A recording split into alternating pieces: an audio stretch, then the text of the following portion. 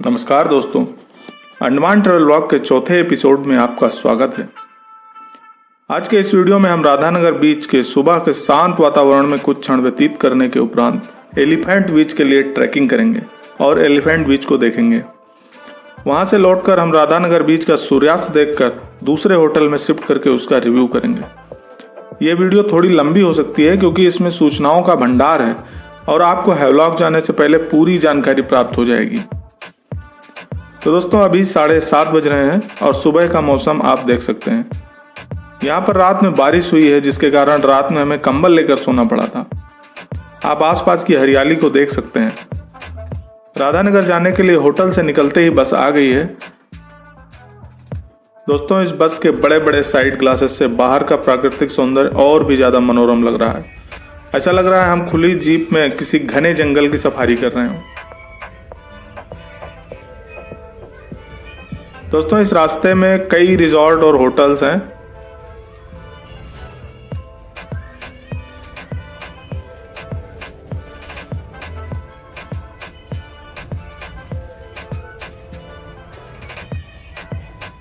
दोस्तों, ये काफी लंबा सुपारी का बाग लगा हुआ है।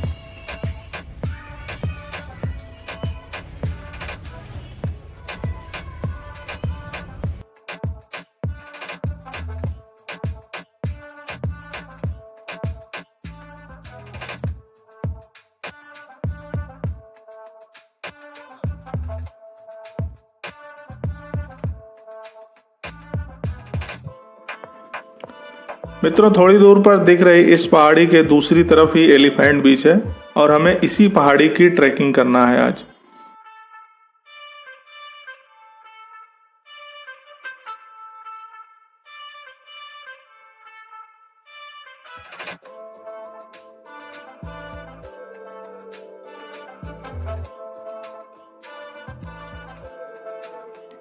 बस के अंदर मोबाइल चार्जिंग पॉइंट भी दिया हुआ है।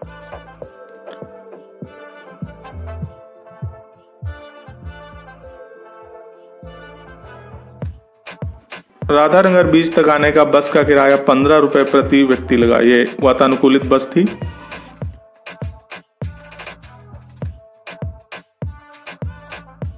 अभी समय हो रहा है 7:45 और यहाँ पर एक नारियल पानी वाले के अतिरिक्त और कोई भी दुकान नहीं खुली हुई है। हाँ, अगर आपको चाय पानी पीना है तो वो मिल सकती है।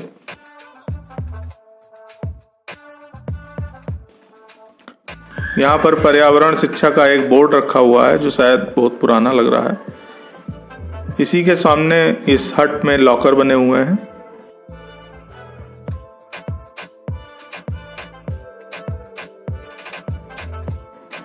आगे बढ़ने पर ब्लू फ्लैग सर्टिफिकेट का बोर्ड लगा हुआ दिखता है। यह प्रमाण पत्र पर्यावरण के अनुकूल बीच को दिया जाता है।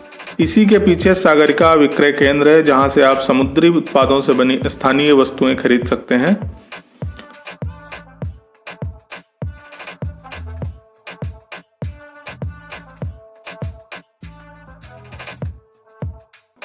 मित्रों, यहां पर बने हुए sunbath bed, shades, bench, dustbin सभी इको फ्रेंडली लकड़ी और फूस की बनी हुई हैं। प्लास्टिक का उपयोग हमें अभी तक नहीं दिखा।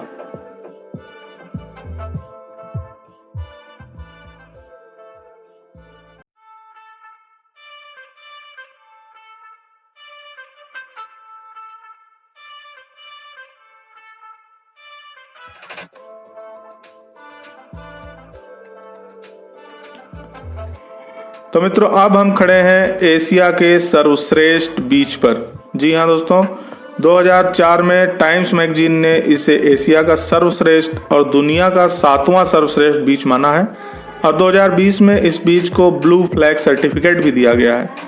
इसके अलावा ट्रिप एडवाइजर ने इस बीच को ट्रेवलर चॉइस अवार्ड फॉर 2022 के लिस्ट में एशिया का प्रथम और विश्व का 8वां और 2023 की लिस्ट में 7वां स्थान दिया है। दोस्तों, इस बीच का टाइमिंग 10 बजे से शाम को सूर्यास्त तक है और उसी बीच में पर्यटक ज़्यादा आते हैं। हम लोग समय से 2 घंटे पहले आ गए हैं लेकिन ये बीच खुला हुआ है। दोस्तों, ये समय फोटोशूट, सन बाथ, स्विमिंग के लिए बहुत उपयुक्त है क्योंकि भीड़ भाड़ बिल्कुल भी नहीं है। शाम को सूर्यास्त देखने के लिए यह बीच खचाखच भरा रहता है।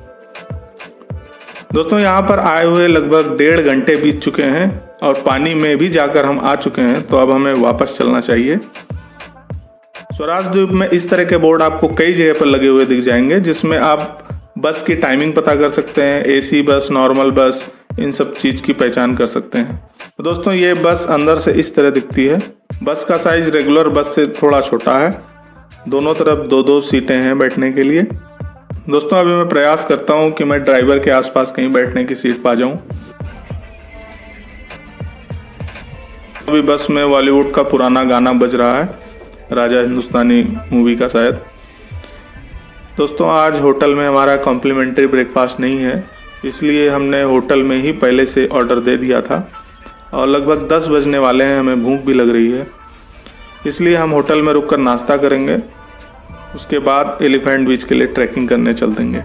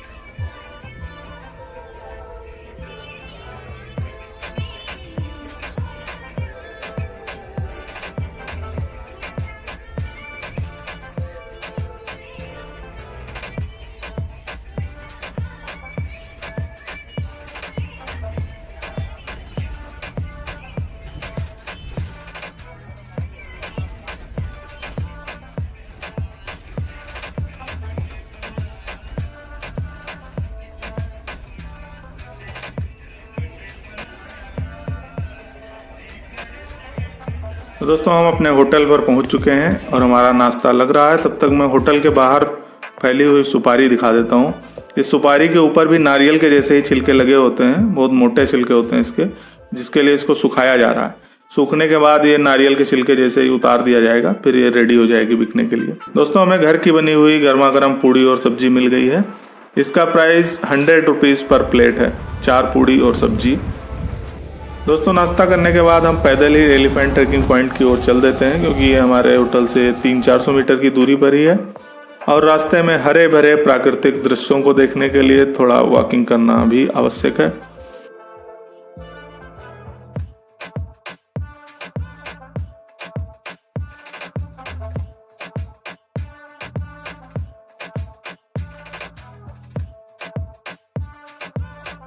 इस दृश्य को देखकर उत्पन्न मनोभावों को व्यक्त करना मुश्किल है, इसलिए आप लोग कमेंट में अपनी राय लिखिए। मैं तो बस यही कह सकता हूं। लाइन से लगे हुए मोटरसाइकिल दिखना शुरू हो गई है। इसका मतलब है कि बहुत सारे लोग ट्रैकिंग करने के लिए जा चुके हैं। एलिफेंट बीच के लिए सुबह जल्दी जाना इसलिए अनिवार्य है क्योंकि आप ट्रैकिंग करके जाएंगे तो 1 घंटे लगेगा और वापस 1 घंटे, 2 घंटे आने जाने के, और 2 घंटे अगर आप वहाँ व्यतीत करते हैं, क्योंकि वाटर स्पोर्ट्स करेंगे तो 2 घंटे कब निकल के पता नहीं चलेगा, तो 4 घंटे मिनिमम लेकर चलना है। तो 10 बजे तक अगर आप जाएंगे तो 2 से 2:30 के बीच में ही वापस आ पाएंगे। और 3 बजे से वहाँ लोग सिमटना शुरू हो जाते हैं। बोट वाले भी वापस जाने लगते हैं, जो वहाँ पर दुकानें लगी होती हैं वो लोग भी वापस गाँव की तरफ आने लगते हैं। चाहे 1 हो चाहे 10 हो, साथ में लेके जाओगे, लेके आओगे वापस? साथ में लेके जाएंगे। जितने देर आप रुकोगे वहाँ पे रुकेगा, फिर उसके बाद आपको रिटर्न लेके आएंगे। इस लिस्ट में आप यहाँ के जो ट्रैकिंग के गाइड हैं उनके पूरे नाम और नंबर दिए हुए हैं, ये मैं आपको दिखा देता हूँ। हाँ बता दो। ये पूरा आपका 2 किलोमीटर का रहेगा। 2 किलोमीटर में पहले 3 किलोमीटर आपको विलेज पड़ेगा, नॉर्मल ऐसा रहेगा। उसके बाद 1.6 जंगल है, पूरा रिजर्व फॉरेस्ट में आता है। तो बारिश के चलते काफ़ी होते हैं गड्ढा वड्ढा में, तो ऐसे ऐसे सब एरिया में ना स्लिप होता है, तो स्लिपरी एरिया। उसके बाद आप लोग जाते हैं तो और 3 किलोमीटर आएगा मैंग्रोव, जहाँ नाइट टाइम में पानी ज़्यादा रहता है। अभी लो टाइड उसमें नॉर्मल पूरे डे में आपको कहीं पे नेटवर्क नहीं मिलेगा। नॉर्मली हम लोग यहाँ से गाइड प्रोवाइड करते हैं, तो 500 और सबका एक जन मेन थिंकिंग है। वहाँ जाके कोई भी जैसे आप एक्टिविटी करते हैं, जैसे पूरा कैश नहीं होता, यूपीआई आप वहाँ नहीं कर सकते। वहाँ यहाँ आने के बाद आप गाइड को भी कर सकते हैं, वो गाइड जा करके वहाँ पे पेमेंट कर देते पेमेंट अगले दिन वो कर सकते हैं। इस चीज़ में भी फैसिलिटीज़ होती है। ऐसे जैसे बच्चों के साथ आप जा रहे हो, इनकेस होना नहीं चाहिए, फिर भी कहीं अगर चोट वोट आपको लग जाती है, चोट उनके पास फर्स्ट एड होता है, प्रॉपर गाइड, मतलब जो कि वो पूरा है जब तक आप हो वहाँ पे, जब तक वो आपके साथ होता है। आते वक्त शाम को भी आप ट्रैकिंग करने से पहले यहाँ पर एक रजिस्टर रखा हुआ है जिसमें आपको अपना नाम, मोबाइल नंबर, किस होटल में रुके हैं, कितने लोग जा रहे हैं, ये एंट्री करनी होती है, जिससे अगर कोई व्यक्ति वापस नहीं आता है, कोई भटक तो नहीं गया, इन लोगों को ये जानकारी रहती है कि आज इतने लोग गए हैं। यहाँ से अगर आप गाइड कर लेते हैं तो गाइड का चार्ज है 500 रुपये पर ग्रुप। एक ग्रुप के लिए 500 रुपये का गाइड है जो आपको लेके जाएगा और वापस लेके आएगा, और जितनी देर आप वहाँ पर रहेंगे उतनी देर वहाँ पर वो रुकेगा। और रास्ते में अगर कोई अनहोनी होती है, किसी को चोट लग जाती है या कुछ बात होती है, तो उसके लिए उसके पास फर्स्ट एड किट रहती है। इसके साथ ही जंगल के अंदर कोई नेटवर्क नहीं आता है, तो यदि आप कहीं रास्ता भटक गए या भूल गए तो बहुत ज़्यादा दिक्कत हो सकती है। इसलिए अगर आप अफोर्ड कर सकते हैं तो गाइड ज़रूर लीजिए, वो 500 रुपये में आपको बहुत सहूलियत मिल जाएगी। रास्ते में आपको इस प्रकार के अवरोध मिलते ही रहेंगे। अभी रास्ता सुगम है, वैसे पगडंडी से होते हुए हम आगे बढ़ रहे हैं। थोड़ी बहुत उबड़ खाबड़ है।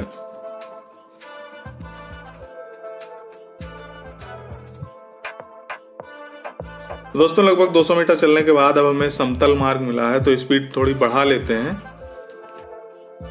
मार्ग के दोनों तरफ इन नालियों को देखिए, इनको देखकर ऐसा लग रहा है जैसे 4 पहिया वाहन यहाँ से गुजरा होगा।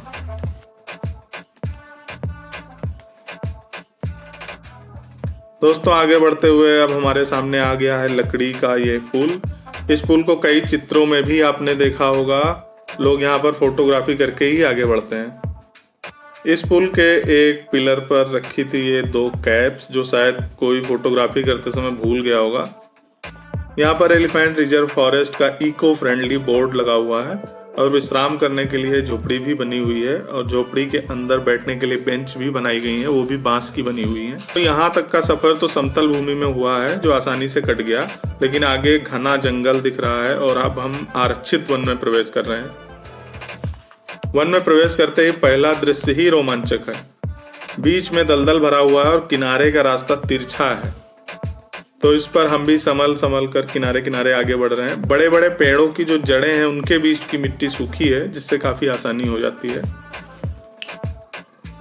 दोस्तों रात में हुई बारिश के कारण पूरे रास्ते में पानी भरा हुआ है, तो यहाँ पर आपको मैं 2 टिप्स देना चाहता हूँ। पहला, जब बारिश का मौसम हो या बारिश हो चुकी हो तो आप यहाँ आते समय जूते पहनकर ना आए, सैंडल या चप्पल पहनकर आ जाएं, और वो भी लेदर या रेक्सीन की ना हो, नहीं तो खराब हो जाएगी। और दूसरा, अपने बैग में एक छोटा छाता अवश्य लेकर जाएं, क्या पता कहाँ बारिश शुरू हो जाए।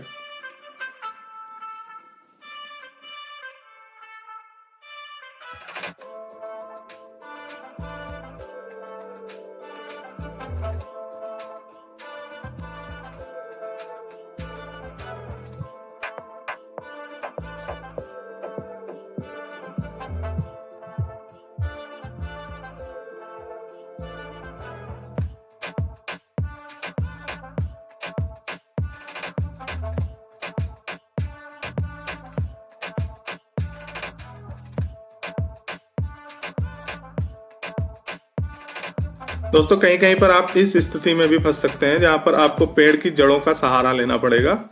पेड़ की जड़ों पर आप अपने पैर की अच्छी पकड़ बनाकर ही आगे बढ़ें, क्योंकि ये स्लिपरी भी होती है।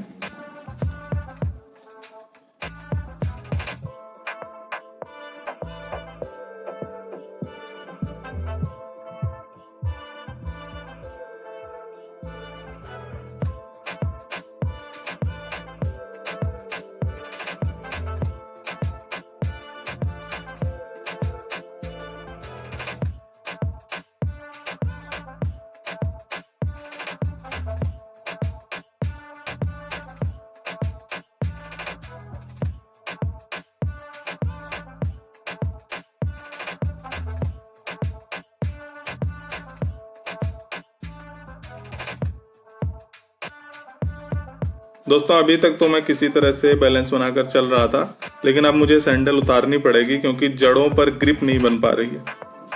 फिसलने का रिस्क लेने से अच्छा है कि मैं कीचड़ में अपने पैर थोड़े गंदे कर लूं।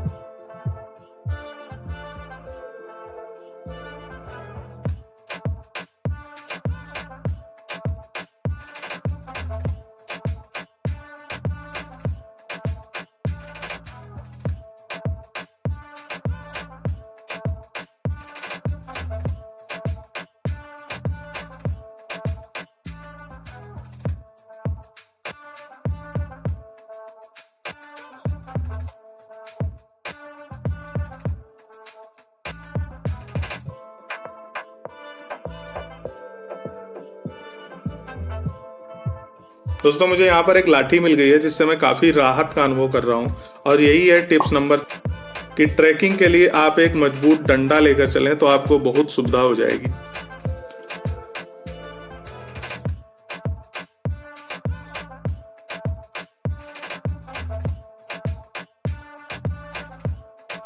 दोस्तों रास्ते में जहाँ भी इस प्रकार के दृश्य मिलते हैं, जहाँ पर ऊंचे ऊंचे पेड़ हों और बीच में समतल भूमि हो और साथ में विश्राम करने के लिए झोपड़ी भी बनी हो, तो वहाँ रुक कर आप थोड़ा रिलैक्स भी कर सकते हैं और कुछ फोटोग्राफी और रील्स भी बना सकते हैं।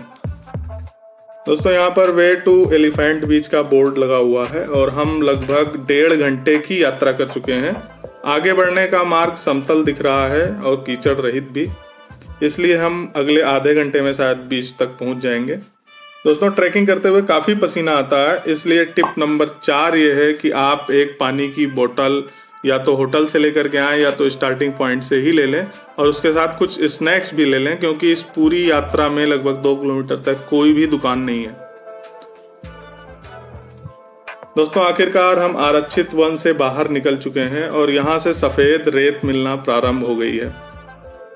यहाँ का दृश्य भी अत्यंत मनोरम है। कुछ फोटोज क्लिक करके हम आगे बढ़ते हैं। इन छोटे छोटे जीव जंतुओं से सावधान रहना आवश्यक है, खासकर यदि छोटे बच्चे साथ में हों। दोस्तों यहाँ पर मुझे पता चला कि गाइड का एक तरफ का चार्ज भी 500 रुपये ही लगता है और गाइड के अनुसार वह 40 मिनट में ये यात्रा पूरी करवा देगा। शायद ये अतिशयोक्ति हो सकती है, लेकिन एक गाइड ने मुझसे कहा कि मैं आपको लेके जाऊंगा और आपके पैर में कीचड़ तक नहीं लगेगा।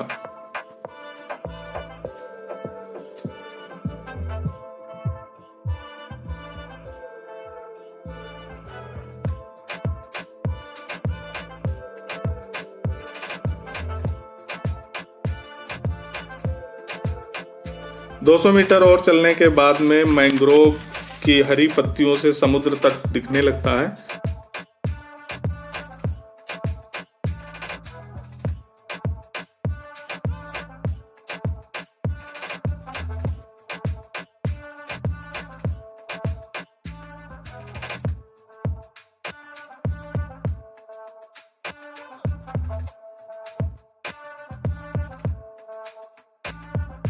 दोस्तों यहाँ से वाटर स्पोर्ट्स तो दिख रहा है, लेकिन बीच और 100 मीटर आगे है। तो मैं पानी के किनारे किनारे सीधे जाने की कोशिश कर रहा था, किंतु बड़े बड़े पत्थरों के कारण इधर से जाना संभव नहीं है, इसलिए हमको मैंग्रोव्स के मध्य से बनी पगडंडी से ही आगे जाना पड़ेगा। तो दोस्तों हमने 11:30 बजे ट्रैकिंग प्रारंभ किया था और अभी समय हो रहा है 1:20, यानी हमें लगभग 2 घंटे का समय लगा, 1 घंटे 50 मिनट का। हालांकि औसत समय 1 घंटा ही लगता है यदि आपके साथ गोदी वाले बच्चे नहीं हैं तो। ये बीच वाटर स्पोर्ट्स के लिए जाना जाता है और आप यहाँ विभिन्न प्रकार के वाटर स्पोर्ट्स का आनंद ले सकते हैं। अभी आपकी स्क्रीन पर दिख रही सभी राइड्स का एक ही चार्ज है, 600 रुपये प्रति व्यक्ति, और वीडियोग्राफी का चार्ज 200 रुपये अलग से देना होगा यदि आप करवाते हैं तो। दोस्तों आगे बढ़कर अब बीच की अन्य सुविधाओं के बारे में जानकारी प्राप्त करते हैं। यहाँ एलिफेंट बीच का टाइमिंग लिखा हुआ है, गौर से देखिए 3 बजे बंद हो जाता है। और यहाँ पर सी लायन ग्रुप का कैटेलॉग लगा हुआ है। इस प्रकार के ये लोग वाटर स्पोर्ट्स कराते हैं। दोस्तों यहाँ पर एक विशेष प्रकार की बोट है। इसमें बोट की फर्श पर कांच लगाया जाता है, जिससे आप कोरल तथा अन्य समुद्री जीवों को देख सकते हैं। मैं अभी आपको दिखाता हूँ उस बोट को। दोस्तों सामने जो झोपड़ी में लोग बैठे हुए हैं, ये वाटर स्पोर्ट्स ऑपरेटर्स का कार्यालय है। आप यहाँ से प्री बुकिंग भी कर सकते हैं, मतलब कल के लिए स्कूबा डाइविंग या सी वॉक करना हो तो आज भी टिकट बुक कर सकते हैं, या फिर अभी भी करना हो, आपको कोई राइड लेनी है तो यहाँ से आप टिकट कटाकर जा सकते हैं। और जो 600 रुपये वाली राइड्स हैं उधर लगी हुई थी, उसके लिए आप यहीं से भी टिकट ले सकते हैं और वहीं सीधे जा करके गाइड के पास भी पैसे जमा करा सकते हैं, वो टिकट ला के आपको दे देंगे। उसी के सामने लकड़ी का मचान बना हुआ है, किंतु अभी ये बंद है। इस कार्यालय के पीछे लॉकर, वॉशरूम तथा चेंजिंग रूम बना हुआ है। दोस्तों नीले रंग की जो पट्टी दिख रही है, ये पट्टी थोड़े बड़े आकार की नाव तक पहुंचने के लिए, जो नाव बिल्कुल तट तक नहीं आ सकती, उनके लिए बनाई गई है। इस नाव के अंदर देखिए कांच की फर्श बनी हुई है और चारों तरफ बैठने के लिए सीट है, बीच में खड़े होने के लिए स्टैंड भी बना हुआ है। दोस्तों इस बीच पर खाने पीने के लिए भेलपुरी, पापड़ी चाट, फ्रूट चाट, कोल्ड ड्रिंक, वाटर बोतल, ये सारी चीजें मिल जाएंगी। तो मित्रों अभी 3 बज रहे हैं और लोगों ने वापस जाना भी शुरू कर दिया है, तो हमें भी यहाँ से चलना चाहिए, क्योंकि 5 बजे सूर्यास्त हो जाता है और घने जंगल में तो 4 बजे ही अंधेरा हो जाएगा, इसलिए हम भी वापस चलते हैं। मित्रों यहाँ पर मैं आपको एक और जानकारी देना चाहता हूँ कि अगर आप फेरी द्वारा एलिफेंट बीच पर आते हैं तो स्नॉर्कलिंग कम्प्लीमेंट्री मिलती है, लेकिन वो थोड़ी कम गहराई पर होती है। फेरी का चार्ज 1000 रुपये प्रति व्यक्ति है और आपको हैवलॉक जेट्टी से बुकिंग करके 1 बजे से पहले आना पड़ेगा। 1 बजे अंतिम फेरी हैवलॉक जेट्टी से एलिफेंट बीच के लिए आती है। दोस्तों वापस जाते समय हमें एक गाइड मिल गए, तो मैं उन्हीं के साथ चलता हूँ, हो सकता है थोड़ी जल्दी पहुंच जाएं। जिस रास्तों में हम सोच रहे थे कि पैर कहाँ पर रखें, हम जड़ के ऊपर रखें, मिट्टी में रखें, सूखी मिट्टी में, गीली मिट्टी में, वहाँ पर ये बड़े आराम से चलते हुए जा रहे हैं। और जितनी देर मैं उनके साथ साथ चलता हूँ, उनके पद चिन्हों में चलता हूँ, उतनी तेज तो स्पीड ज़्यादा रहती है, और जैसे ही पीछे छूट जाता हूँ तो स्पीड कम हो जाती है।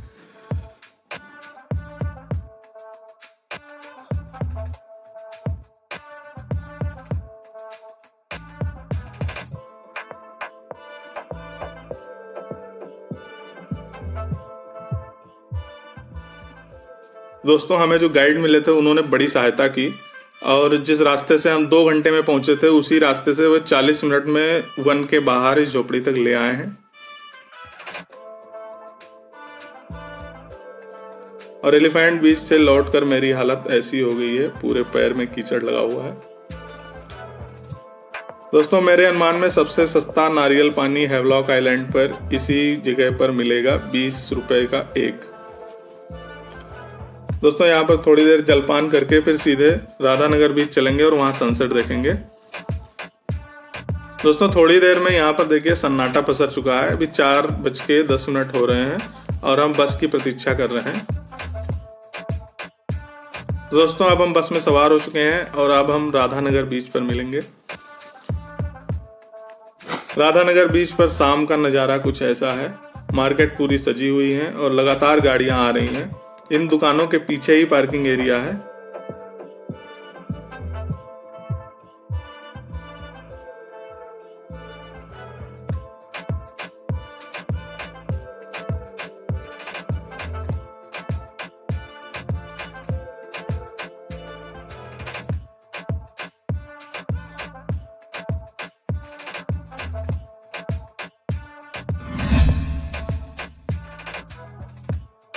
लोग देखिए तेज कदमों से बीच की ओर बढ़ रहे हैं। लॉकर रूम भी खुला हुआ है। यहाँ पर एक स्केच आर्टिस्ट भी उपलब्ध है।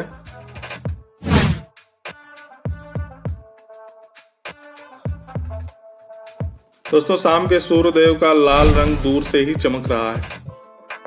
दोस्तों यहाँ पर 3 बोर्ड लगे हुए हैं और तीनों बोर्ड ब्लू फ्लैग सर्टिफिकेशन से संबंधित है।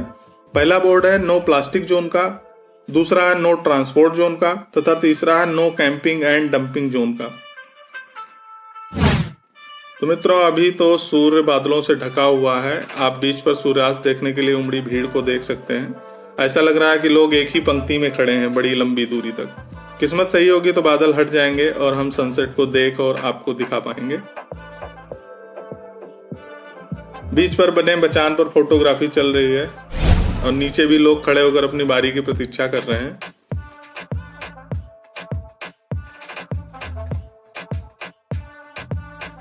दोस्तों, अभी आप देख सकते हैं कि बादल हट चुके हैं और सामने की पहाड़ी के पीछे छिपने वाले सूर्य स्पष्ट नजर आ रहे हैं। इस 5 मिनट के दृश्य को देखने के लिए देश विदेश से लाखों पर्यटक हर वर्ष इस बीच पर आते हैं। लोग तरह तरह के पोज में चित्र ले रहे हैं और इस दृश्य को देखकर आनंदित हो रहे हैं।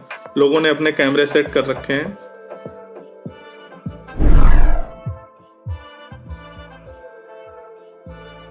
तो दोस्तों, ये है फाइनल काउंटडाउन।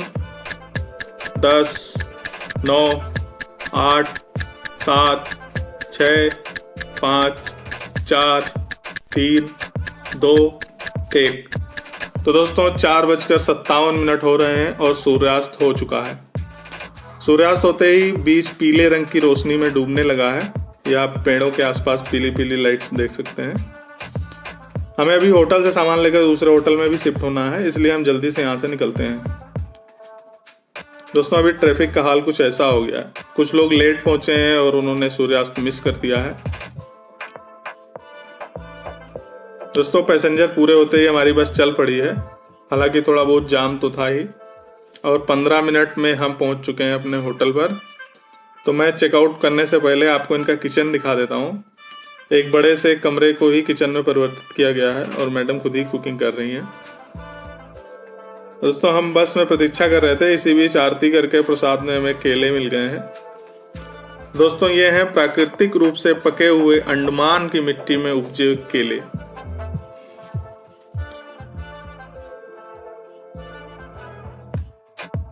दोस्तों, रास्ते में देख सकते हैं आप पूरा ट्रैफिक जाम हो रखा है। ये राधानगर बीच वाला ही ट्रैफिक है सारा। तो अभी समय हुआ है 6:30 और हम पहुंच चुके हैं नए होटल रॉयल पैलेस में।